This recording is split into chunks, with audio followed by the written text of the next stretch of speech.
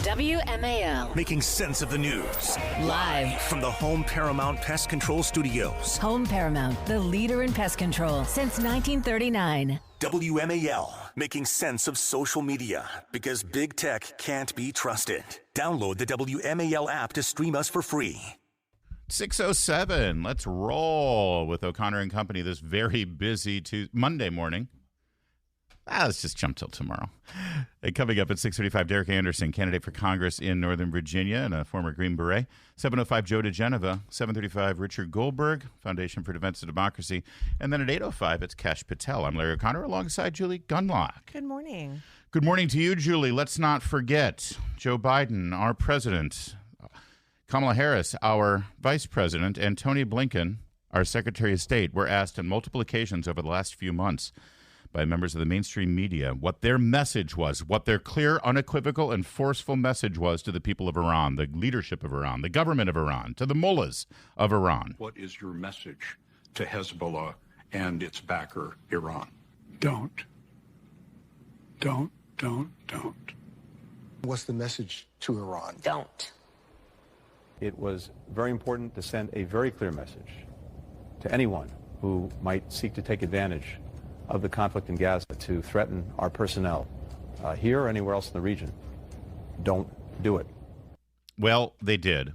They did, and now we've got 3 dead service members. We've got 25 injured service members. And by the way, almost every single person that I talked to over the weekend since this happened who are active duty or retired all said the same thing. We saw this coming. This was bound to happen. We knew it was going to happen. And you can't tell me the Biden administration didn't know it was going to happen as well. Joining us right now to reflect on this is Hung Cao. Hung Cao, retired Navy combat veteran, retired as a captain in the Navy, and now is the candidate for United States Senator. Thanks for joining us, Hung. Good morning. Oh, thank you, Larry, and hello, Julie. Good morning. No, it's a hard day.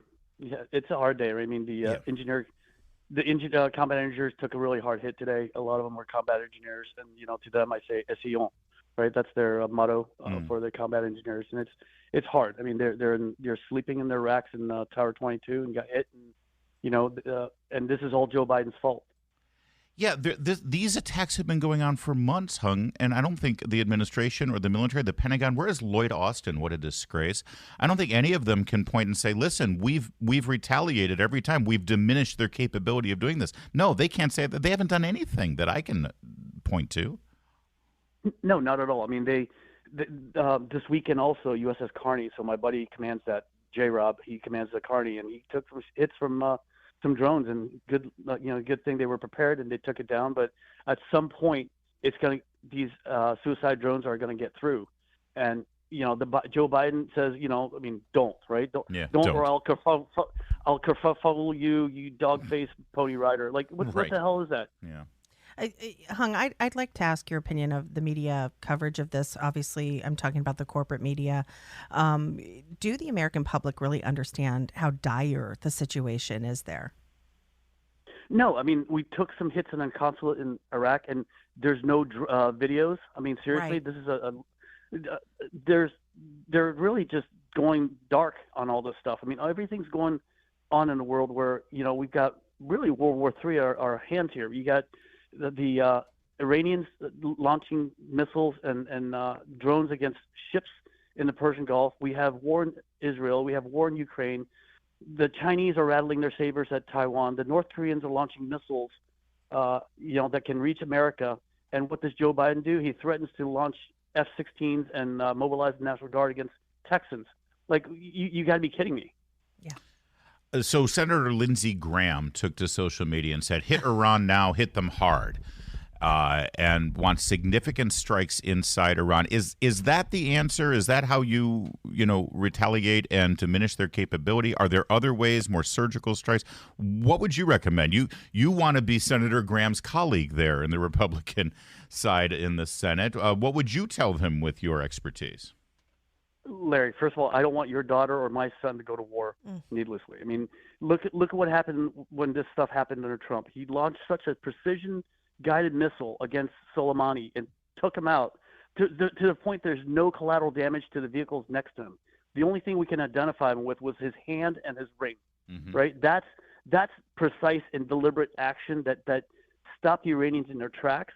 And what did they do? They launched a couple of missiles and shot down their own airliner, and then we haven't heard from them since. So is that what you're suggesting? We need a surgical strike against one of their top military commanders?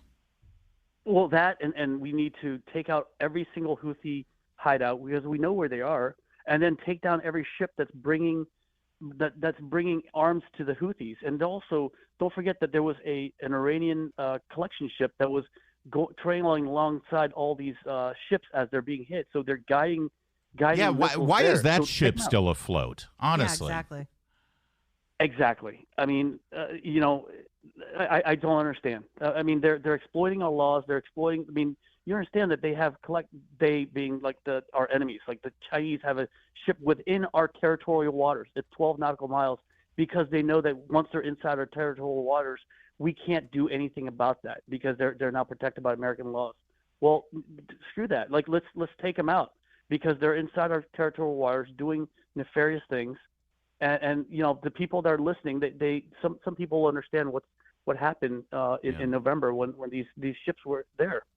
Yeah, really quickly, Biden just, I think this weekend, made comments about President Trump sort of bringing up those claims, those myths that he was critical of U.S. military personnel.